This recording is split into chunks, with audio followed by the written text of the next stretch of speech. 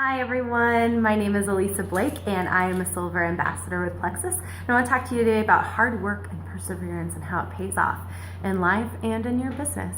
And Presley Swaggerty in his book, Millionaire by Halftime, shares this really great little anecdote that I enjoyed, where he says there is a man walking down the sidewalk and he sees some construction workers and he asks one, "Hey, what are you doing?" And he says, "I'm laying bricks." And he goes to another one. He says, "What are you doing?" He says, "Well, I'm making a wall." And then he goes to the third one. He says, "What are you up to?" He says, "Me, I'm building a grand cathedral." And it really is just a picture of your attitude and your idea about your end goal and focusing on that end result in life and in your business. And that is really the key to getting through those hard times and those difficulties and the hardships and setbacks that are going to come up, because they will come up in your business. But when you think about that end goal, and for us in Plexus it's our why, and it's different for everybody, but if you think about specifically what that is, whether it's being debt-free, whether it's quitting your real job and just working Plexus from home, or if it's any number of things that are life-changing for you or your family, that's going to be what you need to focus on to really propel yourself in the business through good times and through bad. The big thing is making sure that you have your goals set. If you are not sure how to do that, you can read chapter 6 in Millionaire by Halftime, or you can look at our high five document. Numbers 1 and 2 will help you with that. But I really suggest asking your sponsor for their goals, because I love that Megan sends me hers, because I get to see what she's up to and I can kind of plan accordingly and have some examples of those really great business building activities and things that I could be doing to be reaching my goals. When I think about focusing on your end result and things getting tough, I think about my 4th grade students, because I'm a 4th grade teacher, and in 4th grade we learn long division. Dun, dun, dun. It's like the hardest thing you will learn in 4th grade, and sometimes in school, in elementary school ever, that you will learn. It's really tough, and kids get excited about it, but then they get really nervous and scared about it, because it's not something that, even if you're really, really talented naturally in mathematics, it's not something that you just get right away and jump into one of those strategies. So my kids really have to think about having a growth mindset. I'm so proud of them because they do this. They know that their brains can grow, and not just in education where you're learning new things as a kid, but in your business too and in your life. Anything that you do is helping to grow connections in your brain, and it takes 5 to 10 times of doing something or repeating something to really make it stick. So these kids know that it's not going to take a one time that I show them and one practice problem, kind of like that commercial where they eat one asparagus. It's not going to just take one of those things to help your health or to help your business or to help you learn something new. It's going to take multiple times, and perseverance. You cannot give up. And so my kids are really awesome at this.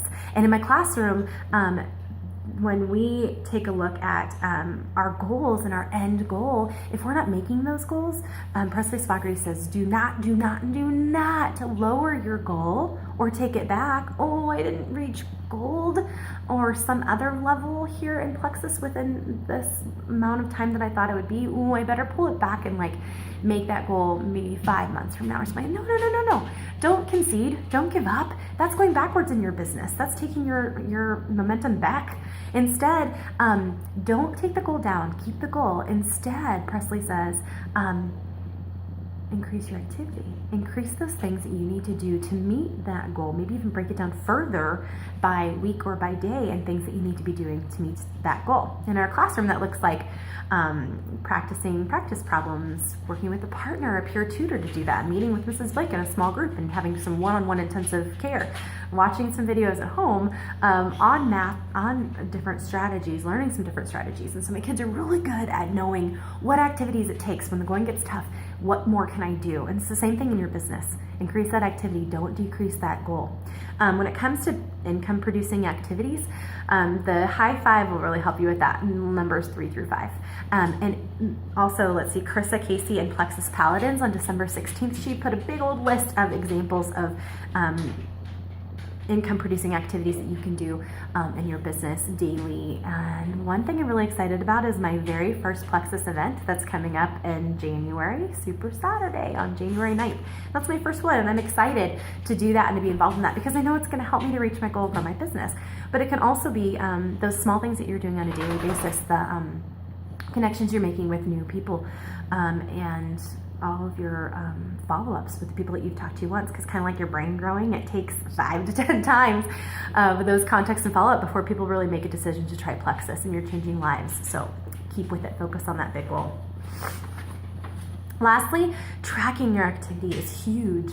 That instant and constant feedback is going to be very encouraging in your life and in your business, and it's going to really help you to break those goals down and increase the activity. Now, I have this passion planner, and you certainly don't need to have a passion planner, but it's awesome. It helps you to set things up for your days to the hour, your weeks, specifically the things you need to do, and then also has parts for reflection, which is huge. But when it comes to tracking your actions, not your intentions, because your intentions are always good, but what you're actually doing during the week, during the day, during the month, when you're tracking those things, in the passion planner or anywhere where you're keeping a track of your goals and your intentional income producing activities, you can tally down, this is how many people this day that I did follow up with. This is how many people, how many of my level 1s or level 2s that I met with and did some training on. This is how many training videos I watched. These are how many calls that I attended. These are how many events that I attended. And that way you can look at it weekly and say, am I on track? You can look at it monthly and say, there's a deficiency here, or hey, I'm doing what I need to do. In my classroom, what that looks like, it's really huge, and everything. Reflection is huge, and as an educator and as a learner, reflection is big. And so when my kids come to me and they go, oh my gosh, Mrs. Blake, I've got it. Like, I think I know how to do this. Look, oh my goodness. And I say, that's fantastic. Why do you think that is? I really ask them, why do you think that is? I don't just go, good job, kids, you're great. No, I say, oh my gosh, why do you think that is? Yesterday, you were knocking your head against the wall. And I say, well, I've been doing all these math problems, and at home my mom was helping me, and I showed her the video, and we were learning that new strategy, and I went over and worked with Tatum, and she helped me out yesterday, and today I made sure I was in your group and we worked together, and I think that, I just eventually it just clicked. I said, that's awesome. All those things that you're doing helped you to meet your goal. And similarly, when kids are like, oh my gosh, this is awful, and I say, oh man, that sounds rough. Why do you think it is that you're not getting it? What's going on? What do you think? Well, are you doing your best work? Are you doing everything you can to grow your brain? No, I didn't really finish the worksheet you gave me, and I haven't even looked at it over the weekend, and I had to put my head down in group today because I was so frustrated. I just can't do it, and I guess I'm not doing anything I need to do. And so you can do that in your business. If you're not meeting your goals, okay, so you're not meeting them. What do you need to do? What can you change? Have that discussion with yourself, and tracking them is really going to help. Don't procrastinate. Don't give up. You can do this. Don't give up. Get busy. You got this, folks.